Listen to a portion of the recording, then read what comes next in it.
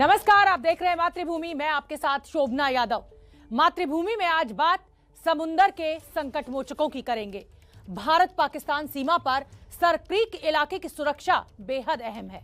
देश सेवा करने वाले शो मातृभूमि में आज हम आपको उसी सर क्रीक एरिया में लिए चलते हैं जहां पाकिस्तान के हर नापाक इरादे को दलदली मिट्टी में जमींदोज करने के लिए कोस्ट गार्ड का सुरक्षा कवच मौजूद है। मातृभूमि के लिए सर क्रीक से ये एक्सक्लूसिव रिपोर्ट देखिए, समुंदर का रखवाला।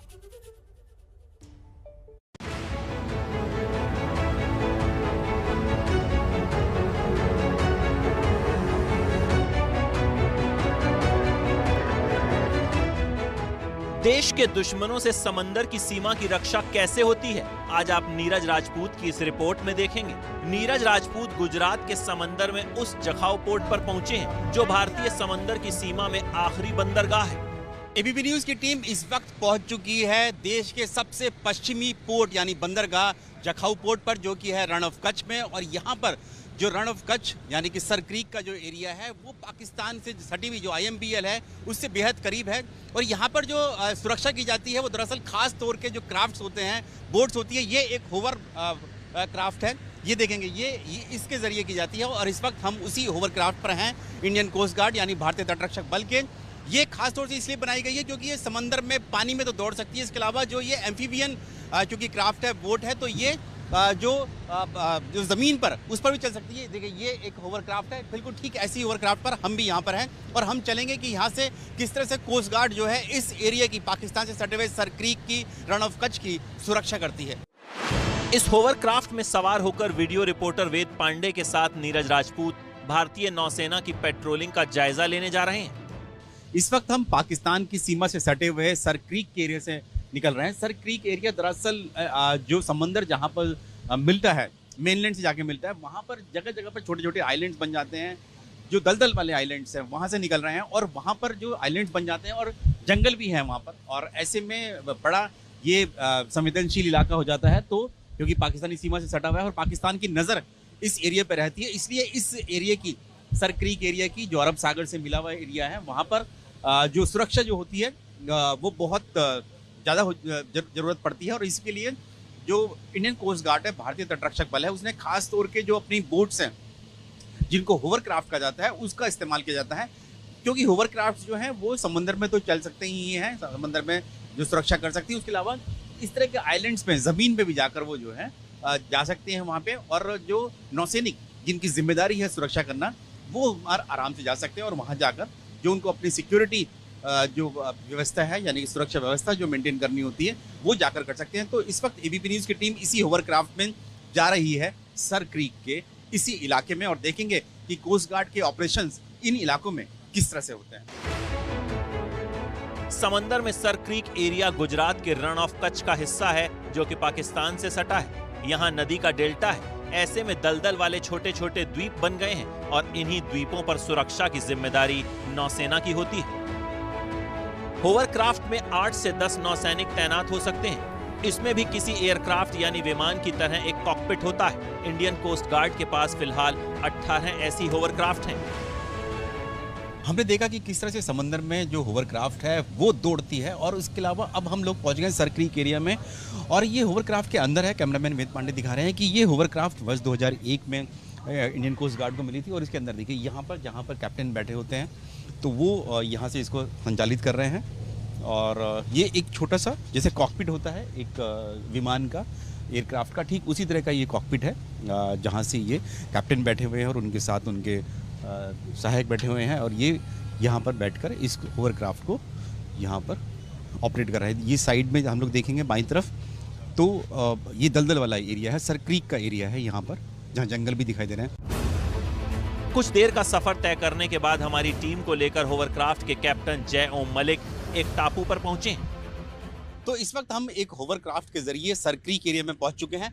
समंदर से आए हम लोग अरब सागर से होवरक्राफ्ट से, और होवरक्राफ्ट से हम लोग देख रहे हैं कि ये जो पूरा एरिया है, ये दलदल का एरिया, ये इस होवरक्राफ्ट को इसीलिए इस्तेमाल किया जाता है क्योंकि यहाँ पर जो पाकिस्तान से सटी हुई IMBL है, इंटरनेशनल मैरीटाइम बाउंड्री लाइन है, वहाँ पर ये दलदल वाला एरिया है, बहुत मुश्किल होती है इस एरिया की सुरक्षा करना। इसी के लिए इन होवरक्राफ्ट का जो इस्तेमाल जो है भारतीय तटरक्षक बल यानी कि इंडियन कोस्ट गार्ड कर रहा है। और ये देखेंगे दूर दूर तक यहाँ पर कोई हैबिटेशन भी नहीं है, कोई रिहायशी इलाका नहीं है, इसीलिए बहुत ये वल्नरेबल ये जो एरिया है ये हो जाता है, क्योंकि यहाँ पर जो फिशिंग बोट्स हैं उनकी आड़ में जो संदिग्ध हैं, चाहे वो आतंकी हो या ड्रग स्मगलर्स हो, जो ड्रग्स की स्मगलिंग करने के लिए आते हैं, वो सब यहाँ पर आ जाते हैं। तो उसके लिए ही ये इन होवरक्राफ्ट के जरिए जो इंडियन कोस्ट गार्ड है, उनके नौसैनिक हैं, वो इन पर तैनात रहते हैं। जिस होवरक्राफ्ट में समंदर के रक्षकों के साथ हमारी टीम पहुंची है, वो होवरक्राफ्ट समंदर और समंदर में बने टापुओं पर ऑपरेशन करने में सक्षम है। एबीपी न्यूज के दर्शकों को हम दिखा रहे हैं कि अगर जवानों को टापू पर किसी तरह की संदिग्ध गतिविधियां दिखती हैं, तो फिर कैसे ऑपरेशन को अंजाम दिया जाता है। होवरक्राफ्ट में जो कमांडोज भी तैनात होते हैं, जो अपने हथियारों के साथ होते हैं। और देखिए ये जो होवरक्राफ्ट से जिसमें हम आए थे उसी में ये कमांडोज उतरे हैं, और ये आइलैंड की सुरक्षा इस तरह से ही करते हैं जैसे अगर उनके कोई जानकारी मिलती है, कोई संदिग्ध जानकारी मिलती है कि कोई संदिग्ध व्यक्ति इस आइलैंड में आया है या फिर कोई गतिविधि हो रही है, तो उसके लिए ये अपने हथियारों के साथ यहाँ पर उतर आते हैं। और ये इनकी एक ड्रिल का हिस्सा है, यानी कि पेट्रोलिंग का ड्रिल का हिस्सा है। जैसे ही तो कोरोना के नए वेरिएंट ओमिक्रॉन को लेकर स्वास्थ्य मंत्रालय की प्रेस कॉन्फ्रेंस चल रही है, सीधे वहां करो। आ रहे हैं यूनाइटेड किंगडम्स में मल्टीपल सर्जरी नोट की गई हैं और करीब 47,000 केसेस अभी आ रहे हैं। फ्रांस में केसेस में एक बढ़ोतरी नोट की जा रही है और बेल्जियम में भी केसेस में एक अधिक संख्या में नोट किए जा रहे हैं, जिसके बारे में मुख्यतः हम ये बताना चाहेंगे कि पिछले 2 महीनों में ही कोविड केसेस और डेथ्स यूरोप में ऑलमोस्ट डबल हुई हैं, और जिसका कारण WHO ने एनालिसिस कर जो बताया है वह यह है कि relaxation of public health and social measures, यानी कि use of mask, physical distancing and hand and respiratory hygiene. साथ ही जब ये रिलैक्सेशन लाए गए और केसेस में बढ़ोतरी नोट भी की गई, तब यह पाया गया कि उसके बाद जब फिर से मेजर्स को इनको इंट्रोड्यूस किया गया, तो या तो वह स्लो इंट्रोड्यूस किए गए या उस जिस लेवल का इंपैक्ट होना चाहिए, जिस लेवल की दृढ़ता होनी चाहिए, उस लेवल से उस पर कार्य नहीं किया गया, जिसके कारण भी वहां पर केसेस में कमी नहीं पाई जा रही है। इसके साथ ही तीसरा मुख्य अंश जो WHO ने बताया है वह यह है कि लो वैक्सीनेशन कवरेज कुछ देशों में, और स्पेशली वहां पर जो कि वल्नरेबल पॉपुलेशन है उसका कवरेज न होना भी एक हाई डेथ रेट का कारण है। हम आपके सामने यह डेटा इसलिए लाना चाहते हैं कि हम यह बताना चाहते हैं कि पिछले ऑलमोस्ट 2 साल की इस सतत लड़ाई में हमारे सामने कुछ लर्निंग्स हैं। वह यह है कि जब भी कॉल दे सकते हैं, शो के दौरान लाइव मिस्ड कॉल्स के रिलैक्सेशन कम्युनिटी लेवल पर भी हम महसूस करते हैं। जरूरी यह है कि इस चैलेंज को कंटिन्यूस बेसिस पे समझते हुए इसमें कोई भी रिलैक्सेशन हमारे लिए हानिकारक हो सकती है, यह हम आपके सामने सबमिट करना चाहते हैं। इसी संबंध में एक और नया चैलेंज कुछ हद तक हमारे लोगों के सामने आया है, जिसके बारे में हम आपको बताना चाहेंगे। एक नया वेरिएंट ऑफ कंसर्न ओमिक्रॉन, जिसका टेक्निकल नेम है B1.1.529, यह दुनिया में नोट किया गया है। इसके विषय में कुछ फैक्ट्स हम आप लोगों के सामने लाना चाहेंगे। उसके बारे में बताने से पहले हम WHO का वह फ्रेमवर्क जिसके द्वारा कोई भी वेरिएंट नोट किया जाता है आपके सामने रखना चाहते हैं। WHO ने बताया है कि कोई भी म्यूटेशन को वह 3 तरीके से एनालाइज करते हैं। एक होता है वेरिएंट्स अंडर मॉनिटरिंग, दूसरा होता है वेरिएंट ऑफ इंटरेस्ट, और तीसरा और सबसे अधिकतम श्रेणी में रखा जाने वाला वेरिएंट ऑफ कंसर्न। तो वेरिएंट अंडर मॉनिटरिंग हम किसको कहते हैं? वह म्यूटेशन जो कि किसी वायरस में पाई जाए जिससे एक सस्पेक्ट है कि वह फ्यूचर एक रिस्क हो सकती है, और उसके लिए और एविडेंस की जरूरत है कि उससे क्या हमारा पब्लिक हेल्थ मेजर्स इंपैक्ट होते हैं, क्या हमारे को कुछ और अधिक कार्य करने की जरूरत है, तो उसको हम वेरिएंट अंडर मॉनिटरिंग के रूप में लेते हैं। उसके बाद ही वेरिएंट ऑफ इंटरेस्ट, यानी कि उससे अधिक श्रेणी में अगर कोई म्यूटेशन पाई जाती है तो उसको वेरिएंट ऑफ इंटरेस्ट के रूप में बताया जाता है। वेरिएंट ऑफ इंटरेस्ट वह म्यूटेशन है जिससे कि ये प्रिडिक्शन हो सकती है कि वो वायरस के कैरेक्टरिस्टिक, जैसे कि वायरस का ट्रांसमिशन, वायरस के द्वारा की जाने वाली बीमारी की सीवियरिटी, या वायरस के द्वारा इम्यून एस्केप और डायग्नोस्टिक, जो हमारे डायग्नोस्टिक किट्स हैं या हमारी दवाइयां हैं, वह उस पर विफल हो जाएं। अगर ऐसा प्रिडिक्शन या सस्पेक्ट हो अगर, तो उस पर्टिकुलर केस को वेरिएंट ऑफ इंटरेस्ट के रूप में बताया जाता है। और ऐसे केसेस जो कि सिग्निफिकेंट ट्रांसमिसिबिलिटी और कम्युनिटी ट्रांसमिशन को बढ़ावा दे सकते हैं, जो मल्टीपल कंट्रीज में मल्टीपल क्लस्टर्स के रूप में हमारे सामने आ सकते हैं और जिससे ओवरऑल एक ग्लोबल पब्लिक हेल्थ को खतरा हो सकता है, उनको वेरिएंट ऑफ इंटरेस्ट में बताया जाता है। उन वेरिएंट ऑफ इंटरेस्ट यानी कि सबसे अधिकतम श्रेणी में रखे जाने वाले म्यूटेशन, उन वेरिएंट ऑफ इंटरेस्ट को जिससे कि प्रिडिक्शन के अलावा भी एक डेमोन्स्ट्रेटिव इंपैक्ट भी दिखता है कि यह जो इसमें चेंजेस आए हैं म्यूटेशन में, इससे या तो ट्रांसमिसिबिलिटी बढ़ती है या पब्लिक हेल्थ मेजर जो हम ले सकते हैं उनका इंपैक्ट जो है उसका नहीं होगा, उसकी जो डिजीज की सीवियरिटी बढ़ सकती है। जिस तरीके से वह पर्टिकुलर वेरिएंट अगर हमारी बॉडी में इन्फेक्ट करता है तो जो डिजीज की सीवियरिटी या क्लिनिकल डिजीज की प्रेजेंटेशन है वह और सीवियर रूप में हमारे सामने आ सकती है, या हमारे डायग्नोस्टिक्स हैं, वैक्सीन हैं, थेरेप्यूटिक्स हैं, वो इंपैक्ट हो सकते हैं। तो अगर ऐसा कोई एक फीडबैक होता है या कोई अंडरस्टैंडिंग होती है तो उसके बारे में उसको वेरिएंट ऑफ कंसर्न के रूप में बताया जाता है। तो इसी अगर एक फ्रेमवर्क को समझते हुए अब हम आप लोगों के सामने बताना चाहेंगे कि यह ओमिक्रॉन वेरिएंट जो कि दुनिया में नोट किया गया, यह पहले 24 नवंबर को 2 देशों में मुख्यतः, जिसमें कि सबसे पहला केस WHO को रिपोर्ट किया गया साउथ अफ्रीका के गुटांग प्रोविंस से और दूसरा केस रिपोर्ट किया गया बोत्सवाना से। और जब यह केस रिपोर्ट किया गया WHO को, तो WHO ने इस पूरे डिटेल को एनालाइज किया और एनालाइज करने के बाद इसको 2 दिन बाद ही यानी कि 26 नवंबर को वेरिएंट ऑफ कंसर्न के रूप में इसको डिक्लेयर किया। और उसके साथ ही हम देख रहे हैं कि on A daily basis, on A continued basis, इस पर्टिकुलर वेरिएंट से संबंधित केसेस की दूसरे देशों में भी नोट किया जा रहा है। और जैसे कि 27 को 5 नए देश, 28 नवंबर को 2 देश, 29 नवंबर को 4 और देश, इसी तरह से अगर 1 दिसंबर को देखें तो 9 और देशों में इस पर्टिकुलर वेरिएंट को नोट किया गया। इससे संबंध में हम बताना चाहेंगे कि अगर हम देखें नेक्स्ट, तो हम पाते हैं कि करीब 29 देशों में 373 केस इस ओमिक्रॉन वेरिएंट के अब तक नोट किए जा चुके हैं और हमारे देश में इसकी ओवरऑल मॉनिटरिंग भी की जा रही है, जिसमें मुख्यतः सबसे अधिक केस साउथ अफ्रीका में है, उसके बाद अधिक केस बोत्सवाना में, नीदरलैंड में, यूनाइटेड किंगडम में, जर्मनी में, पोर्चुगल और घाना ऐसे देशों में नोट किए गए हैं। इसी से संबंध में हम आपसे बताना चाहेंगे कि इस पर्टिकुलर वेरिएंट के बारे में कुछ हद तक ये कहा जा रहा है, जबकि एविडेंस और आनी बाकी है, कि हो सकता है कि ये इंक्रीज्ड इन्फेक्टिविटी हो इसकी और इसकी इंक्रीज ट्रांसमिसिबिलिटी हो। तो जो इसमें जो म्यूटेशन पाए गए हैं उससे एक प्रेडिक्शन जो डॉक्टर एरिक उन्होंने की है, जो कि अमेरिकन साइंटिस्ट इन वॉशिंगटन है और हार्वर्ड चैन स्कूल से है पब्लिक हेल्थ से, तो उनकी एक प्रेडिक्शन, एक मॉडलिंग के हिसाब से उन्होंने इसके बारे में बताया कि हो सकता है कि 5 गुना अधिक इन्फेक्शियस हो। और जो ये वायरस होता है जहां पर कि मुख्यतः स्पाइक प्रोटीन जिसको हम बोलते हैं, उसमें इसमें काफी हद तक इवन डेल्टा वेरिएंट जो कि लास्ट वेरिएंट दुनिया में एक अधिक संख्या में नोट किया गया और जो कि मुख्यतः प्रचलित हमारा वेरिएंट पूरे दुनिया में इस समय है, उससे भी अधिक स्पाइक लेवल पर इसकी 2 गुना से भी अधिक म्यूटेशन है। उसी एक मॉडलिंग के स्वरूप में उन्होंने जैसे कि दिखाया, हम आपके सामने प्रस्तुत करना चाहते हैं। तो उन्होंने बताया कि कैसे ये पर्टिकुलर वेरिएंट अपीयर करता है, कि हो सकता है कि ये चाहे बीटा वेरिएंट रहा हो चाहे डेल्टा वेरिएंट रहा हो, उसको भी ये अधिक गति से आउटपेस कर सकता है। तो जैसे कि हम देखते हैं कि डे सिंस इमरजेंस, अगर इस ग्राफ में देखें तो मॉडलिंग के द्वारा उन्होंने एक प्रेडिक्शन की है जिसको फर्दर एनालाइज करने की जरूरत है, जिसको फर्दर और समझने की जरूरत है।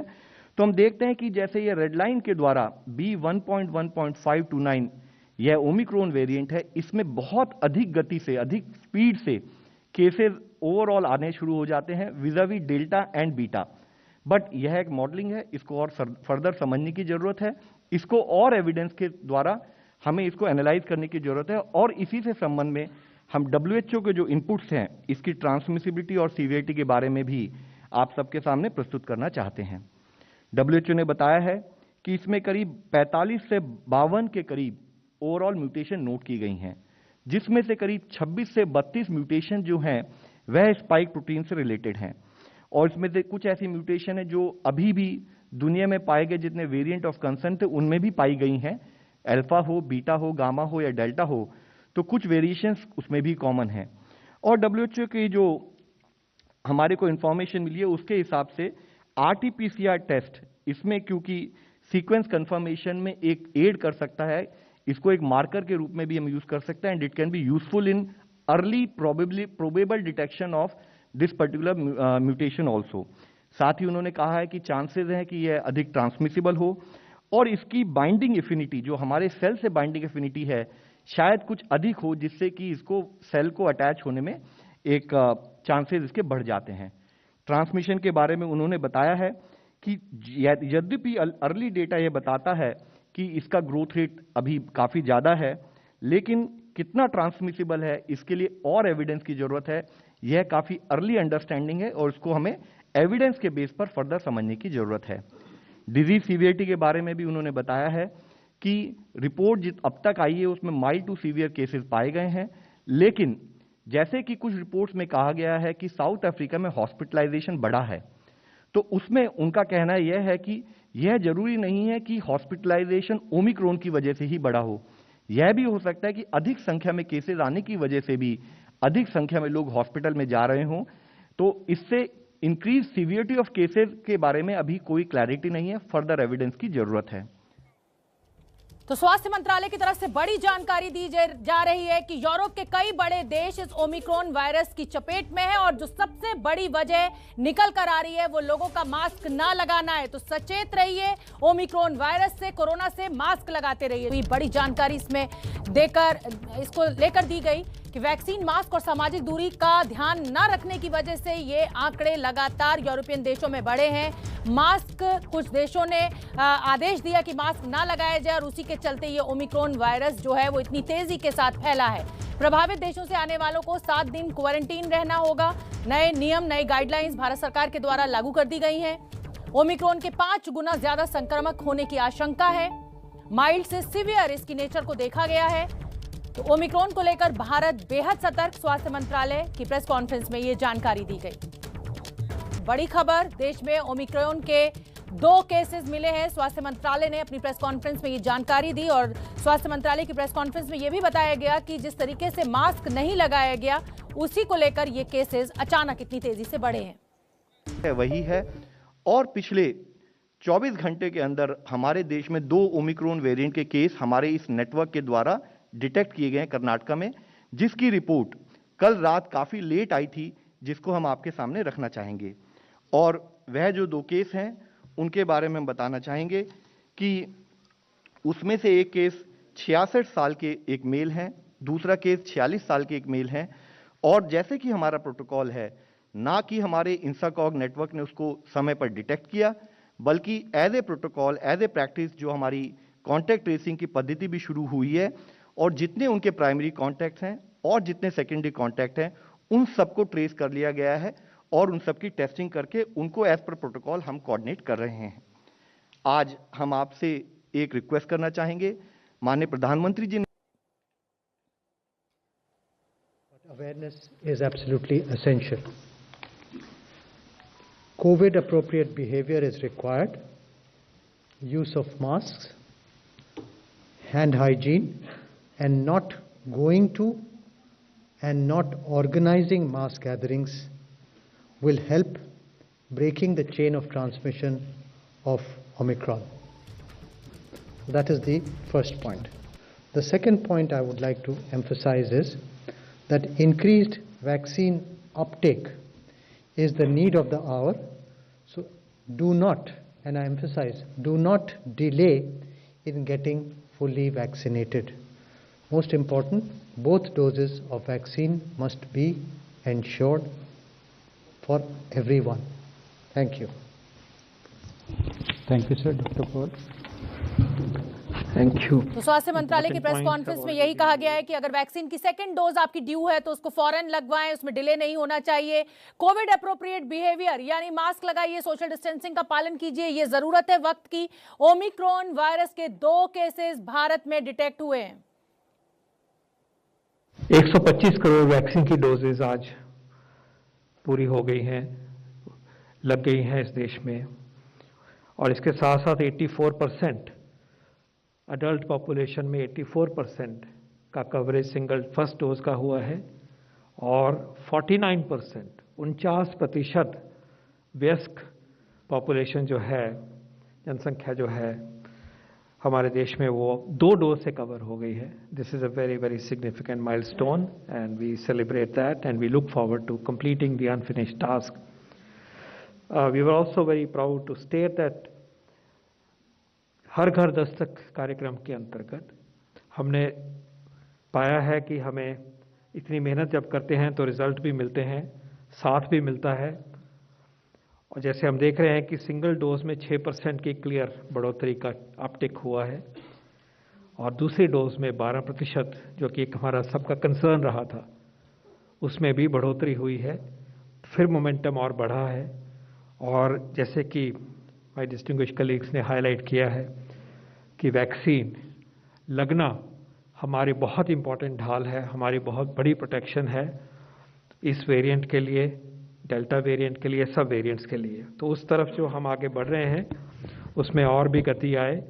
हर व्यक्ति, अडल्ट, वयस्क जिसको नहीं फर्स्ट डोज मिली वो फर्स्ट ले और जिसकी सेकंड डोज ड्यू है वो सेकंड डोज ले. इम्पॉर्टेंट पार्ट जो ओमिक्रॉन के परिप्रेक्ष्य में आया है वो हमें इस तरफ लेके जाता है कि जिन टूल्स का इस्तेमाल करते हुए हमने इस पेंडेमिक की लड़ाई करी है उन टूल्स को फिर हम पूरी तरह से इस्तेमाल करें, उसमें कोई भी कमी ना हो. इसमें अभी आपके समक्ष रखा गया कि क्या कोशिश करी जा रही है कि इंटरनेशनल ट्रैवलर्स, जो इनकमिंग इंटरनेशनल ट्रैवलर्स हैं, उनके ऊपर निगरानी बढ़े, साइंटिफिक अप्रोच से उनकी टेस्टिंग हो, उनकी ट्रैकिंग हो, ट्रेसिंग हो, उसके बारे में आपके सामने प्रस्तुत किया गया. इसी प्रकार कंट्री के अंदर क्लस्टर्स, हॉस्पिटलाइजेशंस, केसेस, इनके ऊपर भी बहुत कड़ाई से और बहुत इंटेंसिटी से उसके ऊपर काम हो रहा है और उस काम को और परफेक्ट करने के लिए राज्यों के साथ बातचीत करी गई है. हॉस्पिटल इंफ्रास्ट्रक्चर की प्रिपेयर्डनेस को भी चिन्हित किया गया है और इस काम में आगे तैयारी जो होनी चाहिए, जो हो रही थी, उसमें भी इंटेंसिटी लाई गई है. विज्ञान की तरफ से इस नई चुनौती को जैसे फेस करना है, जो सवालों के जवाब आज हमारे पास नहीं है, उन सवालों के जवाब के लिए जो काम लेबोरेटरीज में होना चाहिए, एपिडेमियोलॉजिकल स्टडीज़ में होना चाहिए, जीनोमिक सर्वेलेंस से होना चाहिए, उस काम के लिए जो हमारा साइंटिफिक तंत्र है, हमारी लेबोरेटरीज हैं, वो भी इसमें जुट गई हैं. The credit goes to the system that's already been established, that the 2 cases that we refer to have been identified.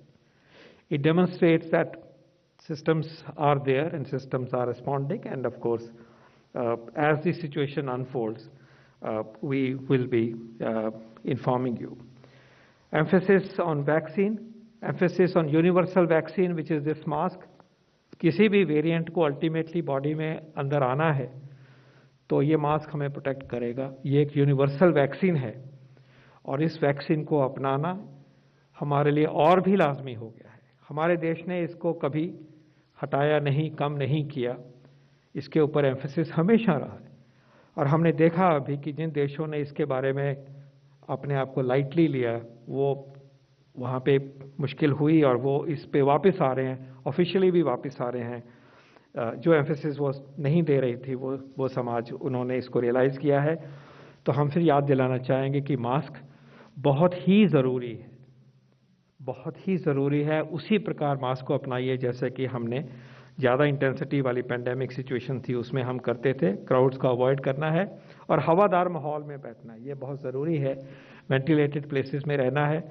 सर्दी के दिनों में हडलिंग होती है, दरवाजे बंद होते हैं, लेकिन ख्याल रखना कि वो जहाँ तक हो सके हवादार माहौल में हम रहें.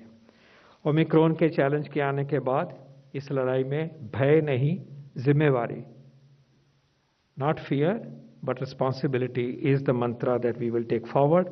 और science driven, experience driven, preparedness driven approach से हम इस नई चुनौती का भी मिलकर सामना करेंगे. धन्यवाद. Thank you sir. Will now take some question. तो स्वास्थ्य मंत्रालय की प्रेस कॉन्फ्रेंस जानकारी यही दी गई कि जिन देशों ने मास्क को हटाने का फैसला लिया उन्हीं देशों में ये तेजी के साथ फैला है.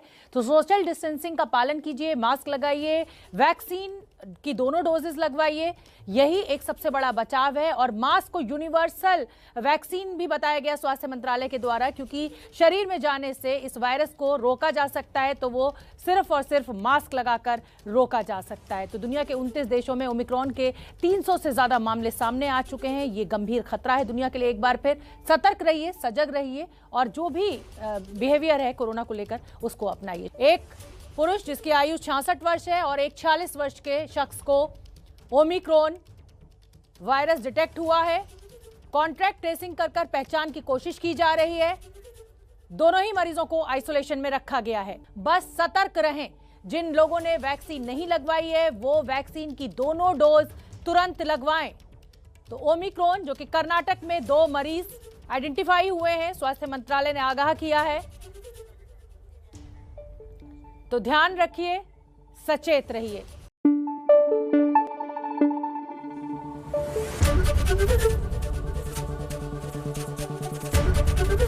एबीपी न्यूज आपको रखे आगे।